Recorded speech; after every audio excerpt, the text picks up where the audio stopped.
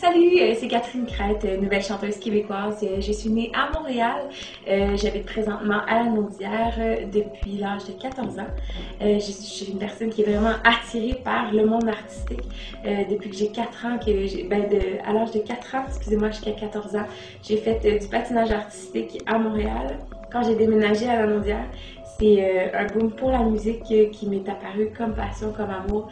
Le chant, la guitare, présentement, j'exploite beaucoup mon côté, le côté chant de ma carrière. Ça fait depuis justement l'âge de 15 ans que je prends des cours de chant aussi, toujours à La Naudière. Quand je suis arrivée à La Naudière, c'est sûr qu'il y a eu l'idée de trouver un nouveau passe-temps. Je changeais de la ville à la campagne. Mon passe-temps, c'était la musique. J'ai commencé mes cours de chant avec Annick Saint-Jean. Avec elle, ça a vraiment été vraiment rapide. J'ai fait des concours dans ma région. C'est sûr que ça a porté fruit. D'être sur une scène, c'est quelque chose qui vraiment vient me chercher. Ça donne vraiment beaucoup de drive dans tout ce que je fais. C'est devenu presque une drogue, je vous dirais, d'être sur scène. Donc c'est sûr que j'ai participé à plein de concours. J'ai essayé de sortir de la ville. Je suis retournée à Montréal. J'ai fait des concours de chant pour aller chanter sur la scène du Saint-Denis. 2 fois, je l'ai fait. C'est des choses qui m'ont fait grandir, qui ont fait qu'un jour, je me suis réveillée et j'ai dit plus tard, dans ma vie d'adulte, c'est ça que je vais faire. Ça va être mon métier. Je veux bûcher pour être devant le grand public. L'expérience que j'ai trouvée aussi dans les concours de chant, ce qu'on pouvait gagner, les prix c'était souvent ça, faire la première partie de certains artistes, ou souvent c'était des prix en argent, mais moi ce que je préférais vraiment beaucoup, c'est quand on me donnait l'opportunité de faire encore plus de scènes. J'ai eu la chance de participer à un spectacle sur la même scène que K1, le Colocasse, Martin. Après ça, j'ai eu la première partie d'André Waters que j'ai faite au Festival Masquinongé. J'ai eu la chance aussi de la rencontrer avant ma performance. C'est sûr que là, ça a donné une espèce de petite intimité avec une artiste déjà établie, ce qui a encore plus confirmé ce que je voulais faire. J'ai grandi beaucoup en faisant des premières parties comme ça, de faire des spectacles sans juge, de vraiment offrir à un public. Et c'est à partir de ce moment-là que j'ai commencé à faire aussi des spectacles solo ici là à l'Assomption. J'en ai fait dans le Vieux-Montréal aussi, c'est de monter mon propre show avec le monde qui m'entoure. C'était d'avoir le choix aussi de faire n'importe quelle chanson. Dans mon parcours, j'ai eu l'occasion de me construire, vraiment de me rallier avec une équipe qui est vraiment formidable. Gérant, producteur, réalisateur. Puis c'est sûr que quand on fait un album, faut qu'on choisisse nos chansons. C'est quelque chose que j'adore faire, de lire les textes, de parler avec les auteurs, savoir l'histoire qu'il y a derrière les chansons.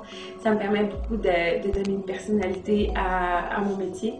C'est sûr que quand on reprend des chansons d'artistes connus, quand on est plus jeune, ça nous aide à connaître quel style on va aller chercher, quels mots on aime plus que d'autres, les histoires qui viennent vraiment nous prendre. J'ai eu des collaborations avec Sandrine Roy, avec Marc Dupré. C'est toutes ces personnes-là qui ont des textes importants, qui ont des idées, qui ont des idéaux dans le fond, qui ont mis ça sur une chanson et j'ai la chance de pouvoir les interpréter. La musique, c'est un métier depuis la nuit des temps. Par contre, dans mon cheminement, même quand j'étais plus jeune au secondaire, quand j'exprimais le désir de vouloir faire de la musique comme carrière, il y a souvent qui essayaient de freiner cette ardeur-là, que c'est pas un bon métier, c'est pas stable ou quoi que ce soit. J'ai eu à faire face à des critiques comme ça tout le long de ma vie. C'est sûr que là, je suis pas dans le showbiz à vraiment rentrer interne. C'est sûr que la critique, j'ai toujours pris par mes juges dans les concours, par mes professeurs. C'est toujours constructif, il y a toujours une partie constructive, tu peux toujours virer une critique.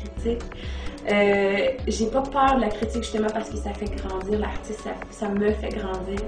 Peu importe sa nature, il y a toujours un moment où tu vas regarder cette critique-là puis tu vas dire, ben, je vais la prendre, je vais toute la chiffonner puis je vais faire quelque chose de bon avec ça. Au niveau de l'identité musicale, C'est quelque chose qui est quand même difficile à gager chez une personne. Parce qu'il faut qu'il y ait une équipe aussi en arrière qui travaille pour trouver des concepts, pour trouver le concept qui va créer le style de cette personne-là, créer la nouvelle personnalité, la nouvelle artiste.